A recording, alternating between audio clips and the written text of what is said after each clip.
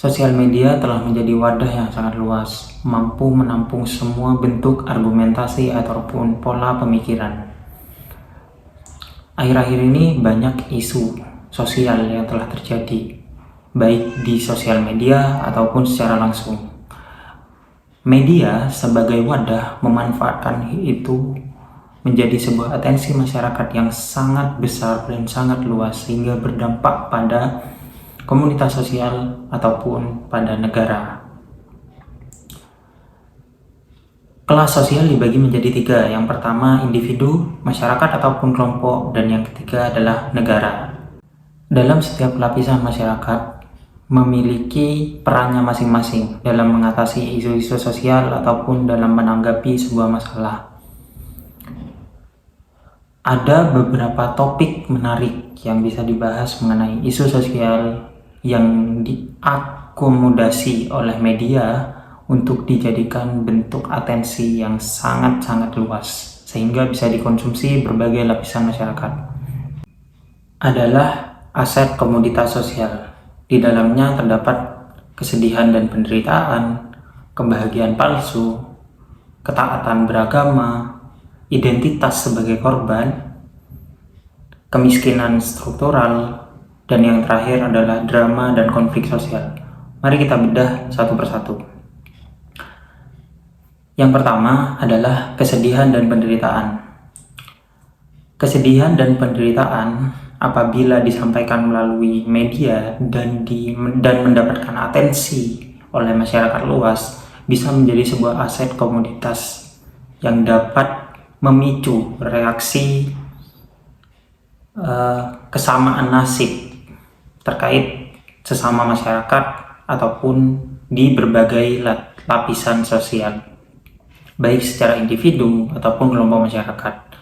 Kesedihan ini ibarat sebagai sebuah representasi rasa bersyukur masyarakat yang tidak berada di dalam posisi tersebut, sehingga orang yang tidak berada di dalam posisi tersebut memiliki atensi bahwa dirinya menjadi lebih bersyukur daripada orang yang mengalami keadaan tersebut, sehingga dia memiliki rasa iba untuk memperhatikan hal tersebut sebagai sebuah pembelajaran. Namun mirisnya seringkali kesedihan dan penderitaan ini digunakan dengan cara yang salah. Ada sebagian oknum individu ataupun masyarakat yang menjual kesedihannya untuk mendapatkan atensi dari masyarakat dari berbagai lapisan. Yang kedua adalah kebahagiaan palsu. Sosial media sebagai wadah wujud representasi kegiatan sosial kita di dalam dunia nyata seringkali ditunjukkan tentang bagaimana kegiatan kita sehari-hari dilakukan dan bagaimana cara kita menikmati kebahagiaan yang telah ditunjukkan oleh dunia kepada kita dan apapun yang sedang kita nikmati. Namun ada beberapa oknum ataupun individu yang justru membuat hidupnya seolah-olah terasa sesempurna mungkin untuk merasakan kebahagiaan, sehingga mereka merasa nyaman membagikan hal-hal palsu, kebahagiaan palsu yang bahkan pada kenyataannya mereka tidak merasa demikian. Yang ketiga adalah religiusitas dan ketaatan beragama. Ini sering digunakan oleh beberapa oknum tertentu ataupun sekelompok oknum tertentu menjadikan ketaatan beragama menjadi sebuah citra yang ditunjukkan melalui sosial media, sehingga membuat mereka mendapatkan citra kebaikan di dalam dirinya untuk menarik atensi masyarakat, sehingga mereka dapat memuja kebaikan yang telah diberikan ataupun dipertontonkan. Yang keempat adalah identitas sebagai korban. Ada beberapa kelompok masyarakat ataupun individu, oknum, yang sengaja memperlihatkan dirinya sebagai sebuah korban demi mendapat atensi masyarakat yang lebih luas, sehingga orang lain dapat merasa kasihan dan ingin membantu dirinya untuk melewati keadaan tersebut.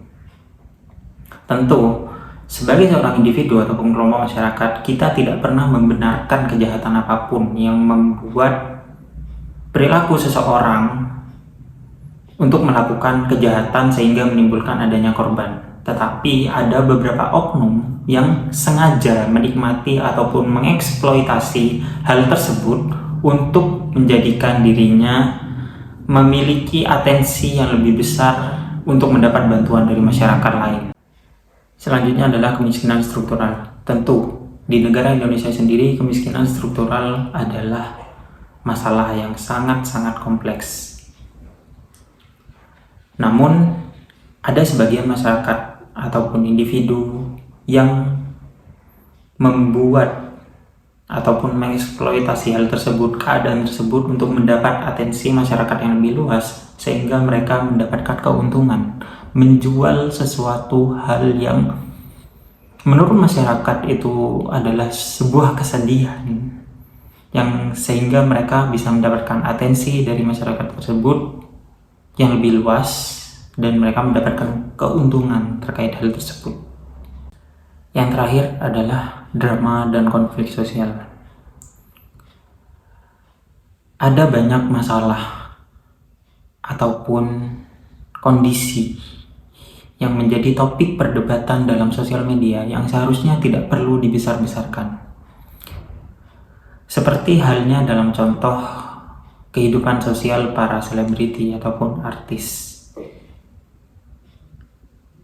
Di titik mereka tidak melakukan kebiasaan-kebiasaan tertentu yang membuat citra mereka itu menurun, sosial media sebagai wadah yang seharusnya inspiratif dapat memberikan edukasi dan dapat memberikan sebuah tontonan yang layak, malah justru menjadikan itu sebagai